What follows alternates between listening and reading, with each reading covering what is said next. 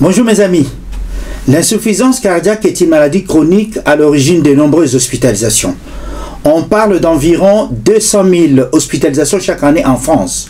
La fréquence de cette pathologie va augmenter de 25% tous les 4 ans, du fait du vieillissement de la population. Bien que sa fréquence augmente, l'insuffisance cardiaque et ses symptômes restent très peu connus de la population. Ainsi, selon la Société française de cardiologie, entre 400 000 et 700 000 personnes ignorent en souffrir. C'est la raison pour laquelle l'assurance maladie lance une grande campagne de sensibilisation depuis quelques jours pour apprendre à la population à détecter les 4 signes d'insuffisance cardiaque qui doivent alerter, tels que l'essoufflement, la prise de poids rapide, la présence de œdèmes et la fatigue inhabituelle. Grâce au repérage de ces symptômes, on peut assurer une prise en charge rapide et éviter ainsi des formes graves de la maladie. Si ce n'est pas encore fait, merci de vous abonner à notre chaîne Jean-Paul Djamba afin de recevoir les notifications de nos nouvelles vidéos. On parle d'insuffisance cardiaque lorsque le cœur perd une partie de sa force musculaire et sa capacité de contraction normale. Donc, le cœur ne pompe pas suffisamment de sang pour permettre aux organes de recevoir assez d'oxygène et d'éléments nutritifs, essentiels à leur bon fonctionnement. Selon la Fédération française de cardiologie, l'insuffisance cardiaque est une maladie chronique qui correspond à l'incapacité de la pompe cardiaque à assurer un débit sanguin suffisant pour satisfaire les besoins de l'organisme. En d'autres termes, c'est quand le cœur n'est pas capable d'assurer son rôle de pompe. Rappel physiopathologique. Le cœur est un muscle qui agit comme une pompe par des contractions rythmiques. Les organes de notre organisme ont besoin pour fonctionner de l'oxygène et des nutriments. C'est le cœur qui se charge de le leur apporter. D'abord, le cœur droit reçoit le sang pauvre en oxygène qui revient de toutes les parties du corps, les organes, pénètre dans l'oreillette droite, qui se contracte et éjecte le sang dans le ventricule droit. Et le ventricule droit se contracte à son tour et propulse le sang dans le tronc pulmonaire. Arrivé au poumon, le sang s'enrichit en oxygène. Ensuite, le cœur gauche reçoit le sang oxygéné provenant des poumons grâce à la veine pulmonaire. Le sang arrive dans l'oreillette gauche et repart grâce à la contraction du ventricule gauche vers l'aorte, qui va distribuer le sang vers les artères de tout l'organisme, de la tête aux pieds. Cependant, il arrive que le cœur soit dans l'incapacité d'assurer correctement sa mission, et que pour chaque battement, il envoie moins de sang dans l'organisme, pour plusieurs raisons.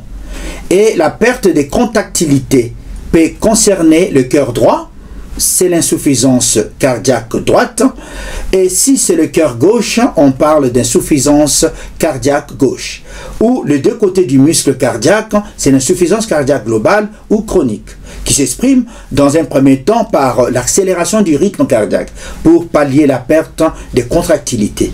Ensuite, sa paroi s'épaissit, et ses cavités se dilatent, c'est l'hypertrophie cardiaque. De ce fait, le muscle cardiaque n'arrive plus à répondre aux besoins énergétiques du corps et ne lui apporte plus suffisamment d'oxygène et de nutriments. C'est l'insuffisance cardiaque. Ce qui signifie que le cœur a perdu sa force de contraction. L'insuffisance cardiaque peut être une complication des différentes pathologies cardiovasculaires. En premier lieu, il y a la cardiopathie ischémique, qui résulte d'une insuffisance d'oxygénation du cœur, due soit à un rétrécissement des artères coronaires qui se traduit par une crise cardiaque. Ici, c'est l'infarctus du myocarde, c'est-à-dire l'arrêt complet de l'apport du sang au muscle cardiaque, mais aussi l'hypertension artérielle, c'est-à-dire une tension artérielle trop élevée, mal contrôlée ou non traitée. Il y a aussi des troubles de rythme et de la conduction cardiaque, dont la fibrillation auriculaire. Il y a aussi des anomalies des valves cardiaques. Il y a des maladies des muscles cardiaques ou myocardiopathie en raison d'une infection due à l'abus de l'alcool ou des drogues, etc. D'autres causes d'insuffisance cardiaque peuvent être évoquées, notamment les maladies respiratoires telles que la bronchopneumopathie obstructive, ainsi que d'autres maladies ayant un retentissement cardiaque comme l'hyperthyroïdie, le lupus érythémateux dissimulé, etc. Enfin, les causes peuvent être aussi liées au mode de vie, consommation excessive d'alcool, manque d'activité physique, tabagisme, amaigrissement et consommation excessive de sel. Et certains facteurs peuvent aggraver l'insuffisance cardiaque, le diabète, le tabagisme, l'obésité ou le surpoids. Selon la Société française de cardiologie soutenue par l'assurance maladie, l'association de ces 4 symptômes que je vais vous citer ou leur survenue récente doivent vous alerter pour aller consulter un médecin. L'essoufflement, la prise de poids rapide, les édèmes, la fatigue. Je vais essayer d'expliciter chaque symptôme. D'abord, l'essoufflement. Ici, c'est la difficulté à reprendre son souffle à l'effort. Puis, au fur et à mesure que la maladie s'aggrave, la moindre activité, voire le repos, en position assise, provoque une difficulté à reprendre son souffle. L'atout en position allongée survenant surtout la nuit peut être associé à l'essoufflement en position allongée.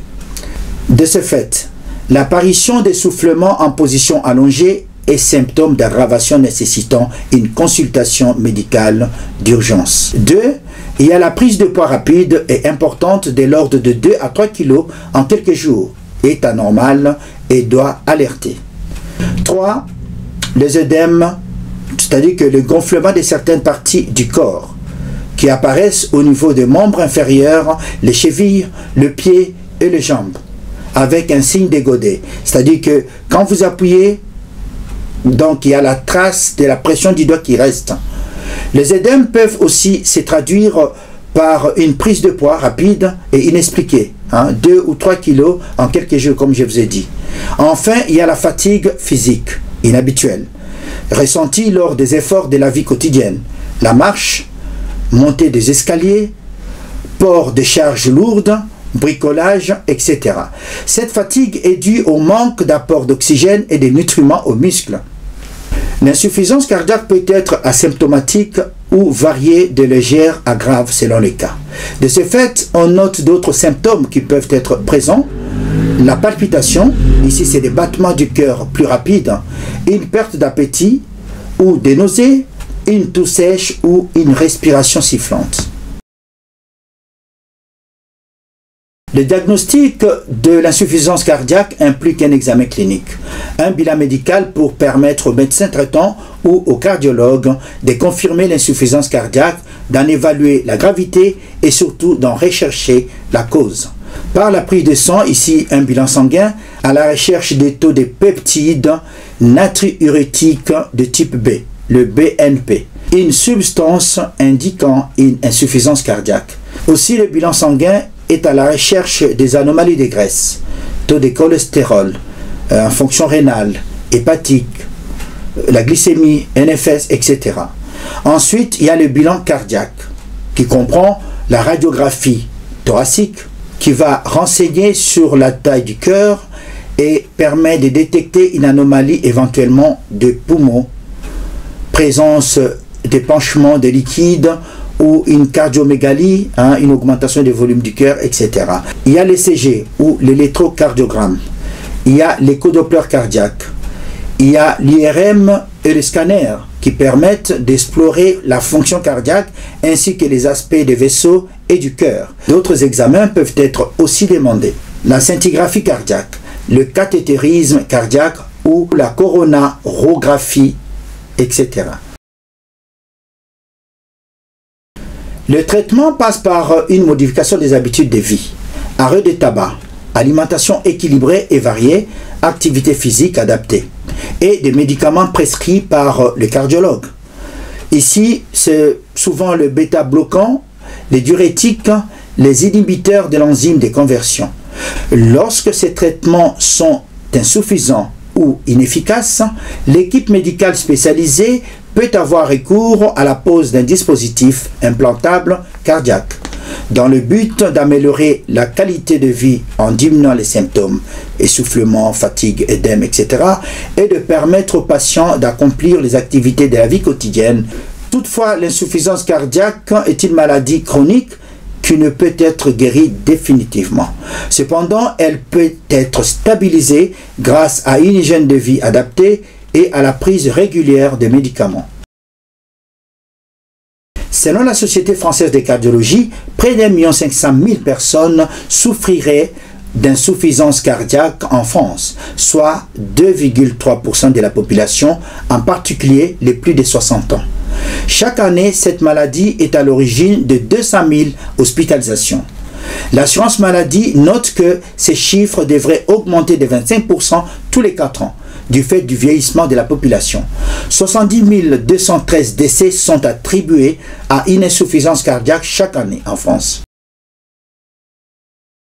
Maintenir son cœur en bonne santé, c'est agir sur les facteurs de risque, tels que le tabagisme, il faut arrêter le tabac, une mauvaise alimentation, l'obésité ou le surpoids, éviter la sédentarité, l'hypertension, le diabète et l'excès de cholestérol. Les mesures hygiéno-diététiques à suivre pour diminuer le risque d'insuffisance cardiaque ou de la récidive. La diminution des apports en sel, limiter le sel dans l'eau de cuisson, éviter de ressaler les aliments dans son assiette, supprimer la salière de la table par exemple, éviter certaines eaux gazeuses trop riches en sel, ainsi que certains médicaments effervescents qui contiennent beaucoup de sel. Pratiquer une activité physique régulière, exemple 30 minutes de marche tous les jours. Diminuer la consommation d'alcool. Être à jour par rapport aux vaccinations. La vaccination contre la Covid, grippe tous les ans, les pneumocoques responsables de la pneumonie tous les 5 ans. En l'absence de prise en charge adaptée, la maladie évolue et peut avoir des conséquences dramatiques. En France, près de 70 000 décès sont liés à cette pathologie chaque année. Je termine cette émission par les conseils de ma mère, qui me disait, qui était là, que papa Dembaki Ndekama Nyamase, ce qui veut dire en français, papa, être en bonne santé est beaucoup mieux que d'avoir un bon repas composé du riz, de la viande et du poisson. Je vous remercie.